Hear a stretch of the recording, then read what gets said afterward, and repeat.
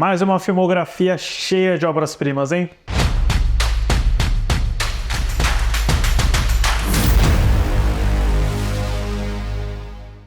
Olá, fãs da Sétima Arte, meu nome é Lucas Nascimento e esse é o Lucas Filmes. E aproveitando que O Assassino, The Killer, novo filme dirigido pelo David Fincher, já chegou na Netflix, já tá aí pronto para ser devorado e degustado. Ele teve uma semana de exibição nos cinemas. Aproveitei aqui para servir como um encerramento desse ciclo, esse ritual que a gente sempre faz depois de um especial de diretores, meu ranking pessoal de todos os filmes do David Fincher. Mas antes eu pedi para você curtir esse vídeo, se inscrever no canal e ativar o sininho para não perder notificação dos próximos vídeos. Bom, vamos lá, são 12 filmes aí na carreira do David Fincher de 92 até 2023 e eu lembro a vocês, como sempre, né, sempre importante reforçar, que essa é só a minha opinião pessoal completamente subjetiva. Então, começando aí em 12º lugar, eu coloco Alien 3 de 1992, que, como eu falei no meu vídeo aqui, né, eu não acho que ele é um filme ruim de forma alguma, eu acho que ele tem vislumbres e elementos que são classicamente a cara do Fincher, apesar de ser uma produção que ele falou mal por muitos anos, que ele não teve controle criativo, ele não participou da montagem. Mal dá pra dizer que é um filme completo do David Fincher, mas ainda assim eu acho que ele tem elementos de sobra para ser algo interessante. Tem um bom visual do Alien, tem uma ótima performance da Sigourney Weaver, tem uma paleta visual muito forte que já estabelece o estilo de filme que o Fincher iria fazer, então eu deixo aí o Alien 3. Em 11º lugar, eu coloco Vidas em Jogo, de 1997, suspense estrelado pelo Michael Douglas, que é visto aí como o filme mais esquecido e menos comentado da carreira do Fincher. Eu até consigo entender por que, assim, eu acho que não é uma história tão envolvente, uma história que é surpreendente. É um filme meio previsível, que você consegue entender exatamente o que vai acontecer, e que tem uma sucessão de reviravoltas, uma atrás da outra, que às vezes acaba tirando um pouco o impacto pra mim. Porém, eu acho que o David Fincher consegue sim criar atmosfera, criar um tipo de jornada que, mesmo que seja um tipo de filme que a gente já sabe o que esperar, que a gente sabe o que vai acontecer, eu acho que ainda assim ele tem uma ótima performance do Michael Douglas e ele consegue trabalhar muito bem os enquadramentos e o tipo de linguagem que ele iria desenvolver. Eu não acho tão memorável e eu definitivamente às vezes até prefiro rever Alien 3 do que Vidas em Jogo, mas pra mim mostra um David Fincher mais no controle e um pouco mais maduro também. Em 10º lugar eu coloco O Assassino de 2023. Eu não tenho alguns problemas com essa fase do David Fincher na Netflix, para ser sincero. Eu acho que ele tem controle demais, muita liberdade, talvez. E assim, eu acho que O Assassino é um filme extremamente simples, bem direto, não é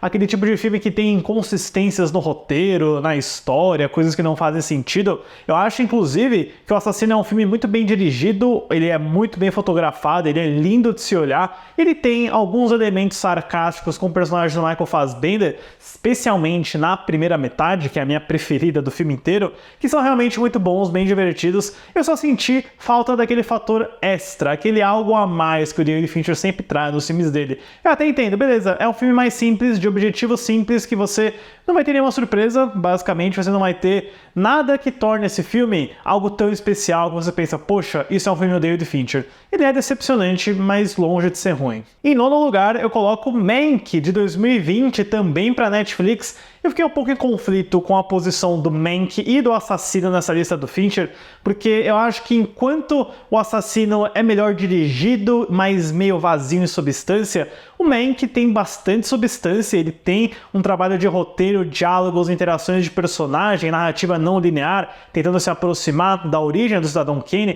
que são realmente bem interessantes, bem admiráveis. Eu acho que o Gary Oldman sai correndo e se diverte nessa performance do Herman Mankiewicz, e tem vários monólogos e embates verbais que são uma delícia de assistir, vou ser sincero. Eu acho que o Mank só falha pra mim nesse experimento estético muito esquizofrênico que ele quer fazer e tentar recriar um filme dos anos 40 com tecnologia dos anos 2020, sabe? É uma coisa que não bate pra mim, isso tá dentro daquela obsessão estética e tecnológica do David Fincher, que às vezes simplesmente não tá adequada pro tipo de história que ele vai contar. Eu também tenho um probleminha com o Mank, como eu falei no meu vídeo, né, sobre como ele perde um pouco o foco indo aí para as eleições de governador na Califórnia na década de 30, né? Eu entendo relevância para a história, mas é um ponto em que o filme começa a te perder um pouco. A partir de agora é só filme que eu adoro com A maiúscula, hein? Em 8º lugar, eu coloco O Quarto do Pânico de 2002. Se O Assassino é uma forma do Fincher tentar fazer algo simples, algo não tão pretensioso, O Quarto do Pânico é a versão desse tipo de filme que pra mim dá certo, porque é um filme que é estritamente gênero, ele é quase um filme B assumidamente, que parte de uma proposta muito simples, né? Uma mãe e uma filha que são trancafiadas no quarto do pânico quando um grupo de ladrões invade a casa, e assim, não vai ter tanta reviravolta, não vai ter algo a mais assim, mas o David Fincher tem uma execução fenomenal nesse filme, a claustrofobia, os elementos de Hitchcock e o ótimo trabalho do elenco, né? A Jodie Foster entrou nesse filme de última hora e nem parece, porque ela domina esse filme por completo. E de novo, é um filme muito simples de interações, de conflito que vão criando, se resolvendo e aparecendo novos, mas que aqui você sente o David Fincher te entregando algo mais interessante, definitivamente muito memorável. Em 7º lugar, eu coloco O Curioso Caso de Benjamin Button, de 2008. Para mim, o filme mais injustiçado da carreira do Fincher, é o mais diferente, acho que, né, em termos de emoção, de roteiro, de tipo de jornada e dramaturgia. É uma espécie de Forrest Gump 2.0, né, porque você acompanha a história inteira da vida desse personagem, que no caso é um Brad Pitt que nasce velho e vai ficando mais jovem à medida do tempo, mas eu sinceramente fico muito encantado com a sensibilidade, com a escala gigantesca. Eu acho que esse é um dos trabalhos mais bonitos que o Fincher já fez em termos de fotografia, design, reconstrução de época também, e no fundo você tem essa história bem ingênua, bem inocente desse personagem do Benjamin Button descobrindo as coisas, né? Eu adoro a performance do Brad Pitt, da Cate Blanchett, da Taraji P. Henson também. Pra mim é um filme que vai ficando melhor à medida do tempo, né? Apesar dele não ter aquele elemento mais dark que a gente costuma conhecer do Fincher, com exceção da segunda metade, né? Acho que a segunda metade é mais interessante por ser mais complexa. Para mim representa uma virada de chave bem importante na carreira dele. Em 6º lugar, e não se espantem, tá? Por estar meio baixo aqui, eu coloco O Clube da Luta de 1999, que é talvez o filme mais adorado de todos vocês, David Fincher, e não tem como negar, né? É uma narrativa muito interessante, muito engraçada, a sátira, a capitalismo, sociedade de consumo e masculinidade que esse filme faz, que é quase uma comédia romântica com esses dois personagens, do Edward Norton e do Brad Pitt. É realmente um trabalho de gente grande que sustentou esse teste do tempo. É uma das melhores e mais legais reviravoltas que você pode ter num filme, né? Quando a gente descobre a verdade sobre o personagem do Brad Pitt. E eu acho que você tem aí uma boa aliança da direção bem metalinguística e do roteiro bem espertinho do filme, que te garantem uma experiência que pode ter dado uma envelhecidazinha assistindo em 2023, mas que ainda permanece como um dos marcos da década de 90. Em 5º lugar, eu coloco Garota Exemplar, de 2014, o último grande filme com caps lock que o David Fincher dirigiu. É uma excelente adaptação do best-seller da Gillian Flynn, com essa história, né, onde você não sabe quem tá falando a verdade, onde você não sabe todos os elementos e todas as características perturbadoras dos personagens, né? Nessa história, onde o personagem do Ben Affleck é o principal suspeito de ter matado a esposa dele, a Rosamund Pike, e a história vai se desenrolando de formas que você nem imagina. Pra mim, é um exemplo formidável de domínio de narrativa, construção de cena, variação de protagonista, de coadjuvante e talvez a melhor performance que eu já vi num filme do Fincher, que é a Rosamund Pike no papel da Amy Elliott Dunham. E como eu vi que algumas pessoas não tinham assistido Garota Exemplar, né, graças ao meu vídeo lá que eu fiz, vou deixar aqui o mistério sobre tudo o que acontece com a personagem dela, porque é realmente uma dessas grandes personagens que o cinema recente já mostrou. Em 4º lugar, eu coloco Zodíaco, de 2007, mais um filme do Fincher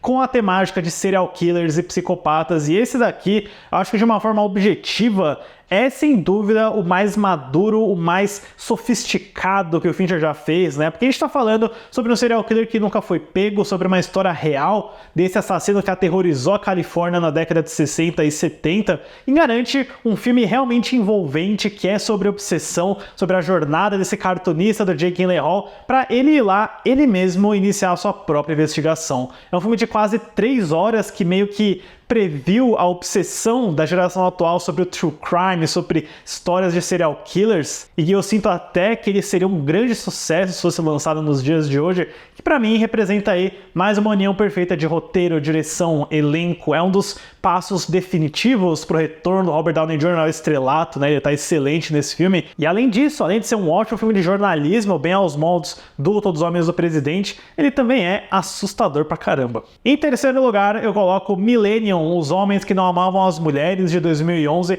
Esse é um filme que eu sempre gostei bastante, mas que cada vez que eu revejo, ele sobe no meu ranking. Sério, de verdade. Eu ainda mantenho o que eu falei no meu vídeo. Pra mim, é o melhor trabalho de direção do David Fincher, no sentido de câmera, enquadramento, linguagem, posição de personagem. É uma verdadeira aula de cinema, e de todos os elementos dessa arte você pode encontrar nessa adaptação americana do Millennium, que não só acho bem superior à sueca, mas pra mim é um exemplo ótimo de adaptação que muda elementos e transforma para deixar ele mais cinematográfico. Você tem essa ótima dinâmica do Daniel Craig com a Rooney Mara, que é a melhor versão da Lisbeth Salander que a gente teve até agora, numa história que é bem padrão, é um clássico mistério numa ilha com nazistas, garota desaparecida, mas o que torna ele acima da média num nível excepcional são esses dois personagens e a condução perfeita que o Fincher faz. E fica mais uma vez a satisfação por a Sony não ter feito aquelas continuações que eles prometeram. Em segundo lugar, eu coloco Seven, Os Sete Crimes Capitais, de 1995,